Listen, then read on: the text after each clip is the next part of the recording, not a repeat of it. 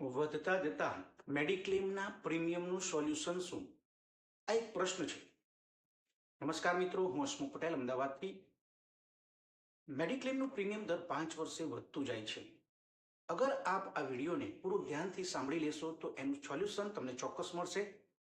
અને અગર તમને આ વિડીયો પસંદ આવે છે તો તમારા મિત્રોને જરૂર શેર કરશો અને મારી ચેનલ સબસ્ક્રાઇબ જરૂર કરી દેશો, જેથી કરીને તમને આવનારી નવી માહિતી ચોક્કસ તમને પહેલા મળે. આજે મેડિક્લેમ એક જરૂરી વસ્તુ બની ગઈ છે. રોટી કપડાં મકાન પછીની એક ચોથી બેઝિક નીડ એ મેડિક્લેમ છે. કોવિડના સમયમાં હેલ્થ ઇન્સ્યોરન્સનું ઇમ્પોર્ટન્સ શું છે એ ખ્યાલ આવી ગયો.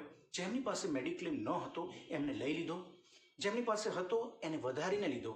કારણ કે લોકોના 20-20, 25-25, 50-50 લાખના બિલ બનતા જોયા છે. એટલા માટે આજે લોકો મેડિક્લેમનો ખૂબ સારી રીતે ખ્યાલ રાખી રહ્યા છે. આપણા જીવનમાં 3 સ્ટેજ છે: 0 થી 25, 25 થી 60 અને 60 થી 100. ભગવાને જેટલી જિંદગી આપી છે ત્યાં સુધી. આ 3 સ્ટેજમાં સૌથી વધારે મેડિક્લેમની જરૂરિયાત કયા સ્ટેજમાં પડે છે? મેડિક્લેમની જરૂરિયાત દરેક સ્ટેજમાં રહે છે, પરંતુ સૌથી વધારે જરૂરિયાત 60 પછી પડે છે.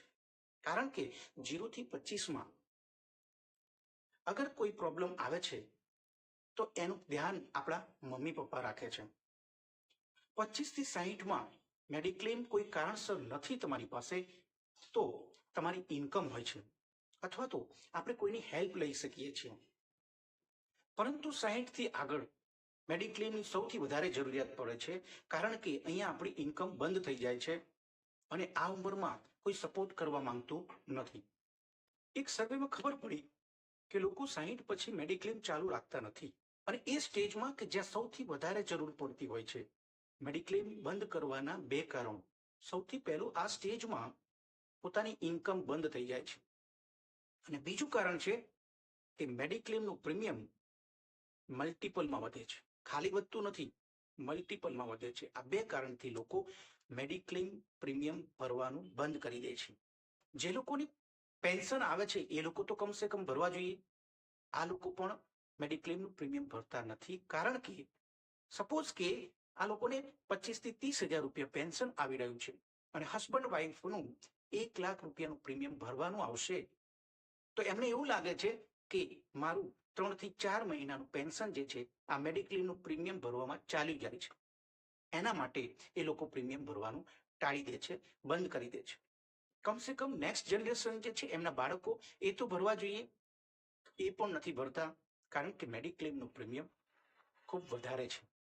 અને ભગવાન ન કરે અને આ સિનિયર સિટીઝનને કોઈ હોસ્પિટલમાં એડમિટ થવાનું થાય છે અને એવી જગ્યાએ એડમિટ કરવામાં આવે છે કે જ્યાં આપણે લોકો જવાનું પસંદ નથી કરતા. મને એક વાતની પણ જાણ થઈ છે કે સિનિયર સિટીઝન એવી જગ્યાએ એડમિટ થઈ જાય છે કે જે પ્રોબ્લેમના સોલ્યુશન માટે જાય છે એ પ્રોબ્લેમનું સોલ્યુશન તો થઈ જાય છે, પરંતુ નવો પ્રોબ્લેમ લઈને આવે છે. સસ્તી ચીજ ક્યારેય સારી નથી હોતી. એક પ્રોબ્લેમના સોલ્યુશન માટે જાય છે અને નવો પ્રોબ્લેમ લઈને આવે છે અને બોલે છે કે આના કરતાં તો આગળનો જે પ્રોબ્લેમ હતો ને એ વધારે સારો હતો, આ કંઈક વધારે થઈ ગયું છે, એવું બોલે છે. તો સિનિયર સિટીઝનના આ પ્રોબ્લેમ જે ફેસ કરી રહ્યા છે એ તમને થઈ શકે છે. 60 પછી તમને પ્રોબ્લેમ ન આવે એટલા માટે લાઈફ ઇન્સ્યોરન્સ કોર્પોરેશન એક સરસ સોલ્યુશન નીકાળ્યું છે. 60 પછી મેડિક્લેમનો ખ્યાલ રાખવા માટેનો એક કન્સેપ્ટ જે છે એ હું તમને બતાવવા જઈ રહ્યો છું, જેનાથી 60 પછી મેડિક્લેમનું જે પ્રીમિયમ વધતું જાય છે એ ભરવા માટે કામ લાગશે. આજે આપણી ઉંમર 40-45 વર્ષની છે. આપણે પરિવારનો ખ્યાલ રાખી રહ્યા છીએ, સમાજનો ખ્યાલ રાખી રહ્યા છીએ. આજે ટાઈમ આવી ગયો છે પોતાના વિશે વિચારવાનો. એક કન્સેપ્ટ છે. આ કન્સેપ્ટ શું છે? અગર તમે 1 લાખ રૂપિયા 5 વર્ષ સાઈડમાં કરો છો, તમારું કોન્ટ્રીબ્યુશન કેટલું છે? 5 લાખ રૂપિયા. તો તમને 11મા વર્ષ પછી જિંદગીભર 50,000 રૂપિયા મળતા રહેશે. આ 50,000 રૂપિયા તમને મેડિક્લેમનું પ્રીમિયમ ભરવામાં કામ આવશે.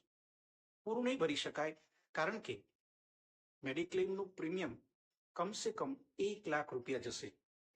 અને આ જ 1 લાખ રૂપિયા તમે અગર 10 વર્ષ આપી દો છો તો 13મા વર્ષથી તમને એપ્રોક્સિમેટલી 1 લાખ રૂપિયા જિંદગીભર મળતા રહેશે, જેનાથી તમે જિંદગીભર તમારા મેડિક્લેમનો ખ્યાલ રાખી શકશો.